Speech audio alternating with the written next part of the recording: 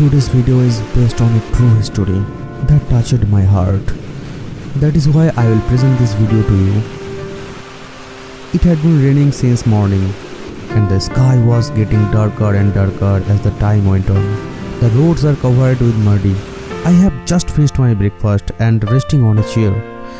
Just then my eyes fell on a narrow alleyway. A boy pushing his three-wheeler to the muddy road. Maybe he wasted all his energy to get the car to my house. I had no trouble to realize that he might have a problem with his car. This battery-powered car was gifted to him by a great man, which I heard from his mouth. And he earned some money by selling some flour through this car. And guys, this car is powered by two 12-volt batteries. And after I inspected the whole car in a complete way, I realized that the controller was completely damaged. Then I opened the controller and saw that everything inside was burned, even the PWM generator IC. It is no longer possible to fix it, as such IC are not available in our India, and buying a new controller is almost impossible for this poor person, because Amazon price is at least 1700 rupees. Think about it, he is struggling every moment with his life to survive. One man helping another is the law of nature. So in this case, I will definitely try to help this person here. So I will try to make how to make a beautiful DC 24-volt controller at a very low cost. And after that, I will properly test the controller to see if it is suitable for this car. That is why watch the video till the end. Or guys, one thing more, if you want to help this person, you can help by using Google Pay, Phone Pay or Paytm. The ashram phone number in the description box. Maybe this person will be very helpful in this epidemic. Stay home and stay safe.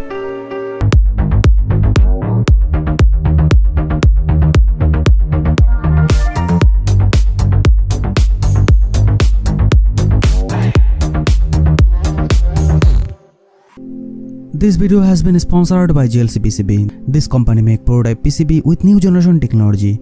From here you can order up to maximum 6-layer PCB, and most attractive offer, you can choose any color of PCB absolutely free of cost. You can also choose SMT service to save your time or make your work easier.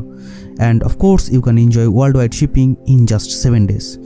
All those fun offer you can enjoy for just $2. I must say, for additional information you can visit their website. I opened the controller and saw that everything was burned out, which is not possible to fix. I used an oscilloscope to see if the PWM signal IC was good or not. I got some 10 kHz signal is some pin from this IC, but it's still not workable.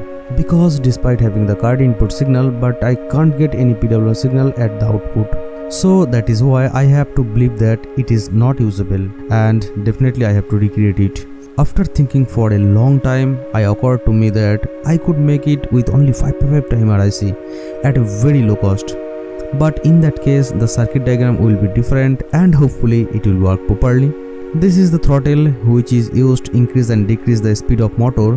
To make a DC motor controller, you must first need to know how the throttle works. There is a Hall sensor inside it, with the help of which we get a linear output voltage. I selected my power supply 5V and connected it to the positive negative of this throttle. After then I connected the throttle output pin with the oscilloscope to see correct output. And guys, see my oscilloscope, instantly showing me the graph of linear voltage. Okay guys, hopefully you understand everything about throttle.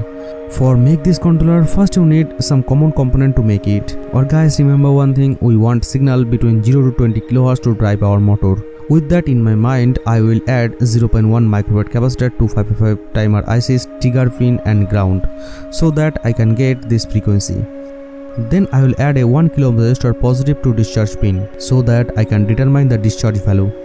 After I added 2 generator to this thrust pin, because to determine the output duty cycle, you can change the duty cycle as you wish by changing the value of the resistors. But guys, most interesting thing here is that pin number 5 is the voltage control pin, through which you can reduce and increase the amplitude of the output as you wish. As a result, the duty cycle and frequency will not change, so I need to add the throttle output linear signal to this pin. So that is why I will use a NPN transistor here to amplify the throttle signal. For now, this is our PWM generator circuit. To see if it is working properly or not, again I selected my power supply 3.7V. Then I connected it to this circuit, and I attached my oscilloscope to this IC's output pin. My oscilloscope showing my signal square wave, which is between 0 to 20 kHz. And you can see guys, maybe my duty cycle is not perfect, but it is perfect for this job. We all know that this IC has no capable to drive any motor, so I have to use transistor or MOSFET. So for now, testing purpose, I will use a small transistor to drive a small motor. And see, the motor rotates very nicely depending on my input signal of my throttle. So I can say my throttle is working properly. But I can't fit this circuit in the van because it is so messy.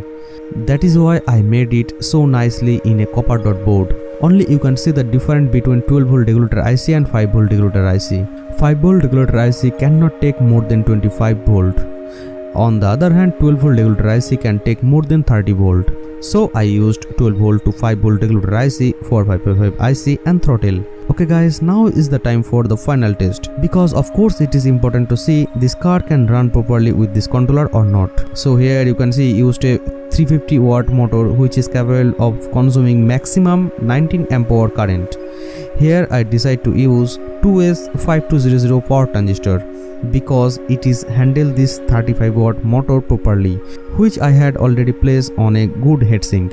For motor and batteries, I will use 1.5 mm wire here because it can carry enough current. The negative wire of the battery I will solder very nicely with the transistor's emitter pin. And I will add a positive wire of the battery to the collector pin of this transistor. Remember one thing guys, you must add a diode here to destroy the spike inductance of the motor. Next I will connect the power cable to my circuit, even the throttler to my board, and I must not forget to connect the transistor input signal. After then I will connect the negative wire of the motor directly to the collector pin of this transistor, and I will associate the motor positive with the battery positive. Here I will use two 12V batteries which together add up to 25V, which is enough to run this car. And how hot the transistor will be is a matter of observation, because I never want the transistor suddenly burn out while the car is moving. So I put a temperature sensor on the heatsink. After that I selected the temperature mode of my multimeter. Then I struck the positive and negative wire of my controller with these batteries, so I could test it.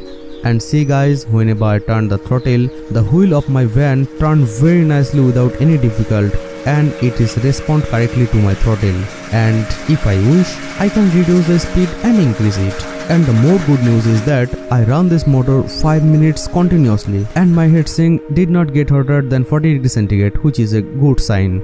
You know guys, it was running without any load. Let's check it once with the load, and see the car is moving a little forward just when I am turning the throttle, and that means everything is working properly. So guys, this is for today, hopefully through which you can gain some general knowledge about this e-bike controller. If you learned something new, then subscribe my channel. Don't forget to press the bell icon. See you in the next video. Stay home and stay safe.